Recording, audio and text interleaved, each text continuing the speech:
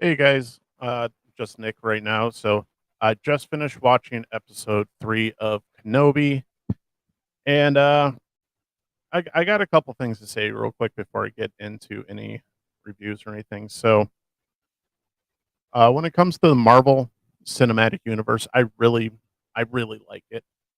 Um, Obviously not so much Phase 4, but till Endgame, I really enjoyed the Marvel Cinematic Universe. Star Trek. Not new Star Trek, but mainly the original stuff. Uh, original series, Next Generation, Deep Space Nine. Um, really liked it. Um, DC, comics, their movies, I really enjoyed. I really enjoy. So when I say that I absolutely love Star Wars, I want you to know what I mean when I say this. So, and the absolute disgrace that's become Disney Star Wars. I was I'm about ready to throw in my at least Disney Star Wars uh fan membership, whatever you want to call it, away because I'm just so not happy with the way that Disney has handled Star Wars.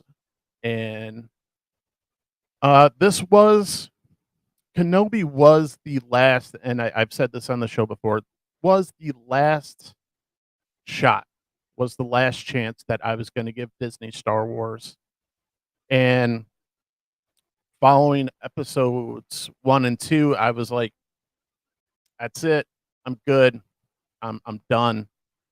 Um and for a multitude of reasons where um like on the escape we talk about, comic books and science fiction because we believe escapism is important.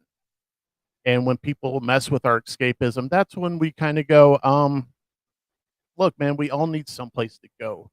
And like I said, as a kid, Star Wars was always a place I could go to because I knew I was going to be happy there.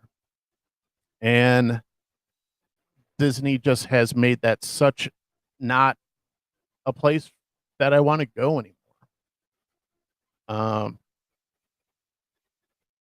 s- like I said, there's a couple issues I have to take off the list here. So, um, when you go after fans the way that so many companies have, not just Disney, but especially Disney, when they introduce the new character of Riva and they basically prepare the actors, be like, hey, you know what? Our fans are pretty terrible and there's a lot of racists in there. So we're just going to forewarn you. They didn't say, oh, it's a small, minute. Be like, no, just prepare for the worst, So let's poke the bear. Let's pour some gasoline out on the the tarmac here, and then we're gonna. And I feel so bad for the actress that Disney set this. They did nothing to help this poor woman. Uh, and it's such a shame because they put her out on the press junket with all these talking points of diversity and inclusion. And one of the very simple things that George Lucas did when he uh, when he made the Star Wars universe, he made sure that you knew with a very easy, very quick sentence that you were not on Earth and you were not in the galaxy that you knew.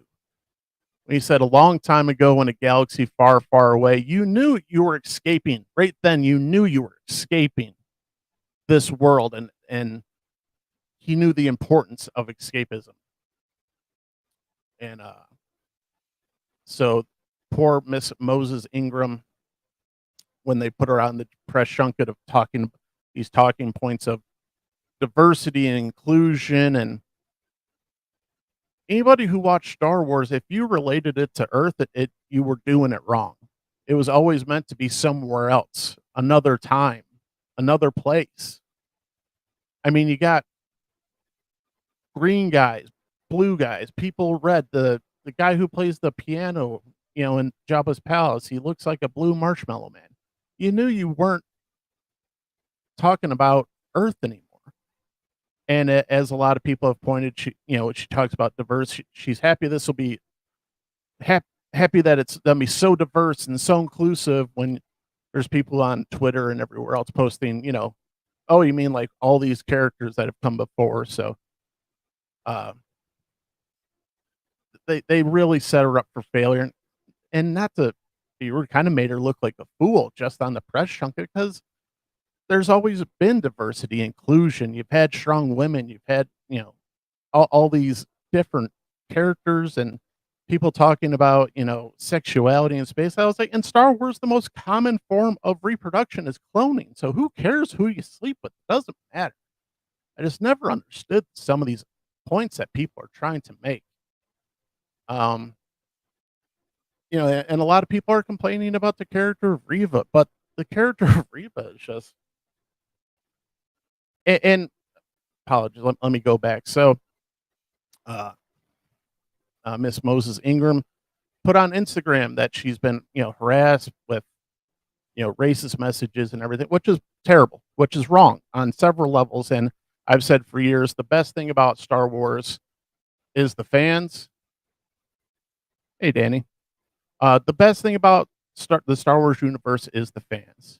And you know what the worst part about Star Wars universe is the fans, because you've just got fans on so many different spectrum, such a wide spectrum of loving and hating, and we're not going to get on here anytime and tell people how to feel, but I just felt compelled to get on here and make a quick video, condoning, if you hate anybody based on the color of their skin, and especially in today's day and age of social media, where you decide to go directly after the actress or actor because you don't like their character, get a life.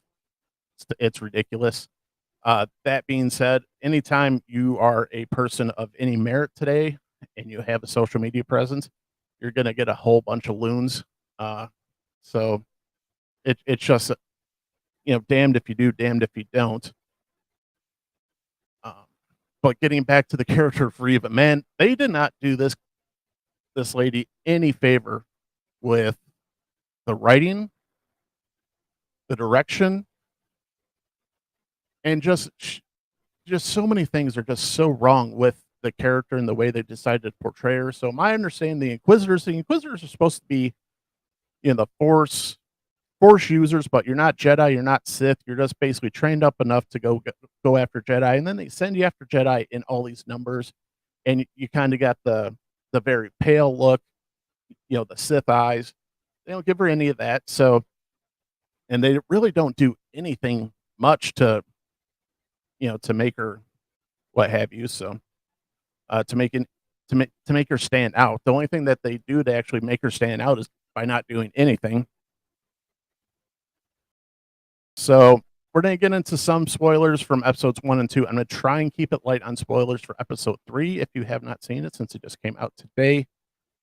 But I do not, and we'll get into the show. So we'll get into the other things. I don't care for the character of Reva. I don't have a character. I don't have an issue with the actress. It's just one of those things where I think Disney just didn't do her any favors. And she's meant to be this very imposing character, but she just really doesn't have the screen presence and the not the range, but certain things you go. The way I was trying to think, I was like, how do every mom has a look, right? And every parent knows what I'm talking about. Every parent or mom has a look that they give their kids to get them in line. And so when she's trying to be imposing or trying to be scary, I'm just like, I'm not scared of you at all. And it's kind of implied through episode 1 that she was one of the kids in the Jedi Temple when Order 66 happened. So, she's has some training. She's not a Jedi, definitely not a Jedi. She's not even a Padawan. She's a youngling. let's get that out of the way. So she's got the base levels of Jedi using or Force using under her belt, and she's very angry at Obi-Wan Kenobi. We don't know why. We do have a scene where you do see her in the Jedi Temple, escaping the Jedi Temple, and she has a hatred for Obi-Wan Kenobi. They start to touch on it a little bit more in episode 3 as to why. And then we come to Obi-Wan, who, for some odd reason, and you I don't agree with the reasons I've heard as to why he just stopped using the Force. He stopped doing all his Jedi training. He just stopped.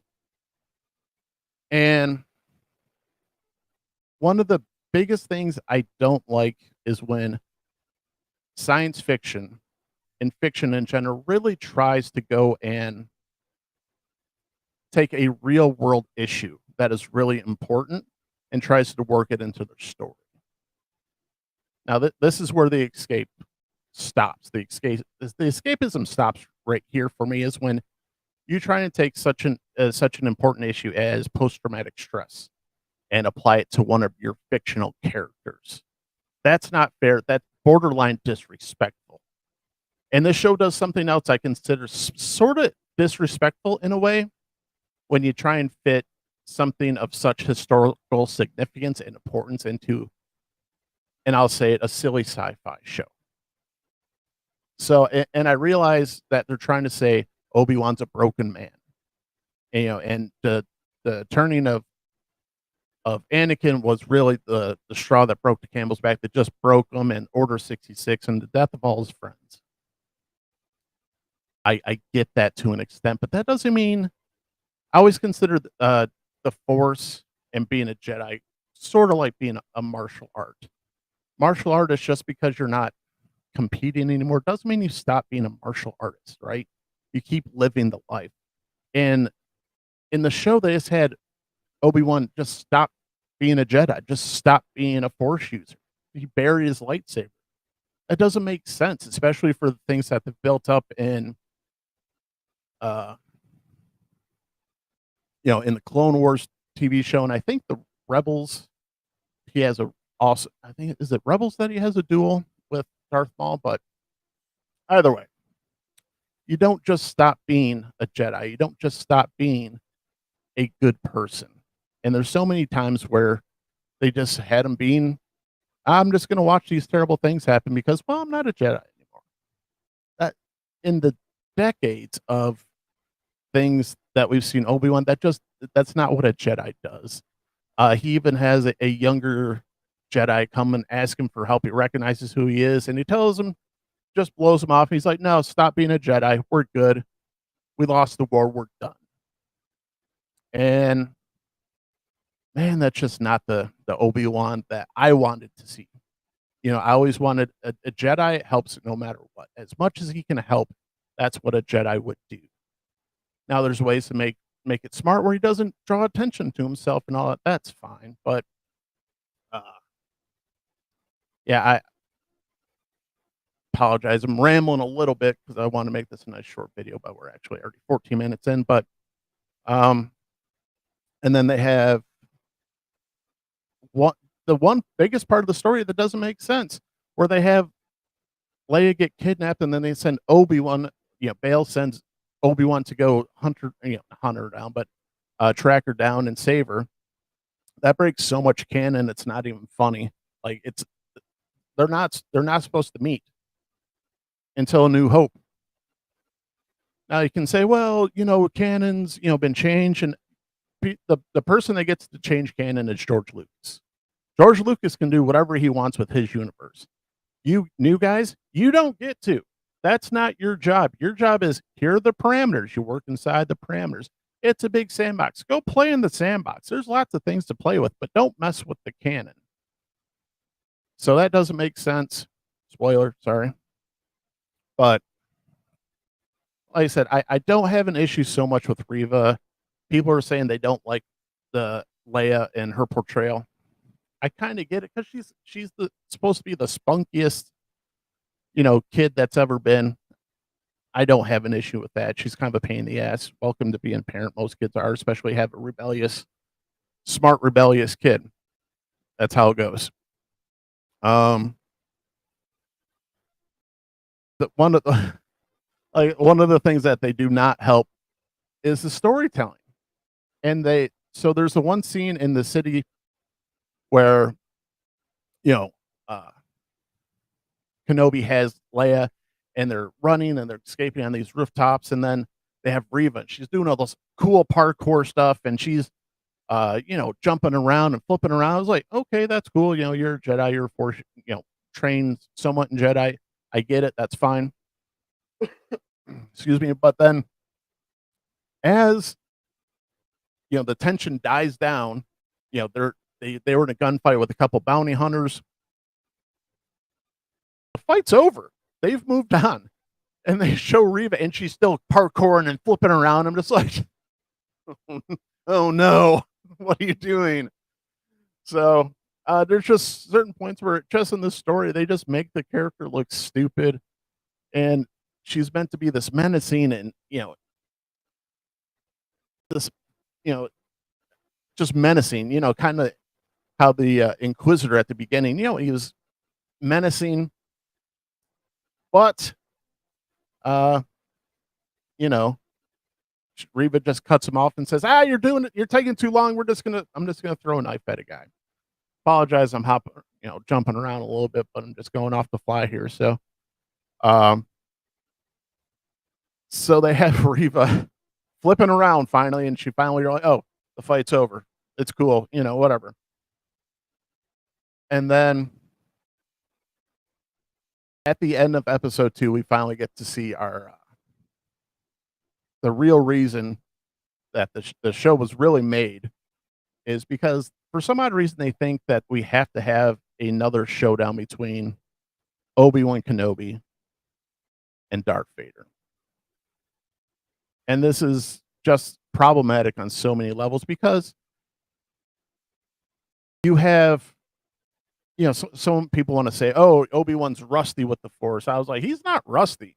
He's like seized up. He doesn't even use the Force anymore. He doesn't even use his lightsaber. There's a scene where Leia's falling, and he uses every ounce of whatever he's got to keep her from falling. And you can just tell it's taken everything he's got. And I'm just like, hey man, if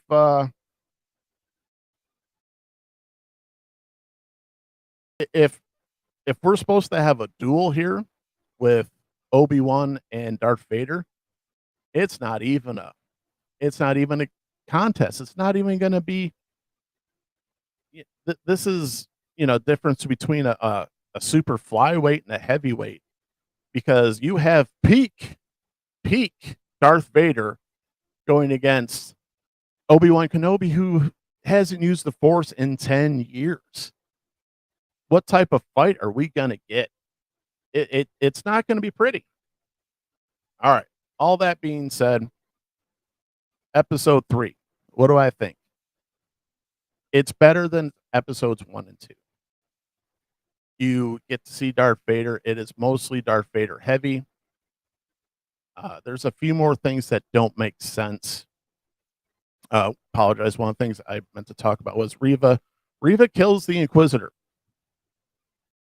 And she tells, quick spoiler, nothing major, she tells Darth Vader that Obi-Wan killed him. Now, I don't know if you've watched any Star Wars in general. Darth Vader knows when you're lying. He kills officers, anybody, because they lie to him. He's like Santa. He knows when you've been naughty. He knows when you've been nice. He'll kill you if he thinks you're even gonna lie to him. So,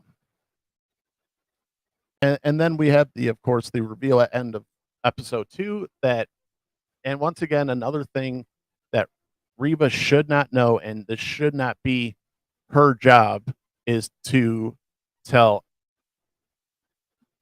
Obi-Wan that Anakin is not only still alive, but he's Darth Vader. How she got that info, I'm not sure. A lot of people were saying, "Well, she was in the Jedi Temple." I was like, "They haven't shown it yet." So if they just showed that in the first episode, maybe, but it's the easiest way out, I guess, for the writers. But it just I don't think she was clearly not the character to deliver that info to Obi-Wan. It didn't make sense. And then so you have Riva, who is essentially standing in now because now that there's no Grand Inquisitor, there's kind of a little bit of a power struggle uh, between Riva and the other Inquisitors. And like I said, you do get to see Darth Vader, and you do get to see Darth Vader do some Darth Vader stuff. He is ruthless in the best way, um, and I'll just say there's a bit of a showdown, and it goes about how it should. So as far as episode 3, it is the best so far. Vader claws, yes, Vader claws. Yeah, we'll call them Vader claws. Thanks. But so episode 3, it's better, but we only got 3 more episodes, guys, and you have a very weak Kenobi going against up against the best the the baddest man in the galaxy. And how we're going to get to the point where he doesn't get himself killed, I don't know. But the story has a lot of work to do. Uh, I'm I'm hanging on by a thread for these last 3 episodes, and that's the thing too. So Obi-Wan should have been was really the big prize that Disney Star Wars was kind of holding on to overall. And it just seems like, this would have been the show that got the biggest budget, the best sets, the best CGI, the best everything, and it just didn't. It just did not. I hate to. I don't want to knock the costume people and all that, the makeup people, because they do a really good job overall. But man, cosplayers look better, and the sets look kind of cheap and kind of uh, what have you. I mean, some of the city scenes, they look nice. The CGI, it's fine. Some people rip it apart. I don't rip apart CGI too much unless it's super noticeable. Um, but overall, it's you would think this would be their best foot forward, and if this is your best foot forward, Disney, just please stop now. So overall, but episodes 1 and 2, meh. Getting to get episode 3, it's better, but we got 3 episodes left, and I just really don't know how they're going to wrap this thing up. So, but yeah, I'm going to keep checking it out. But this is probably going to be the nail in the coffin for me for Disney Star Wars. So, let me know what you guys think. Thanks for letting me rant for a little bit, and have a good day.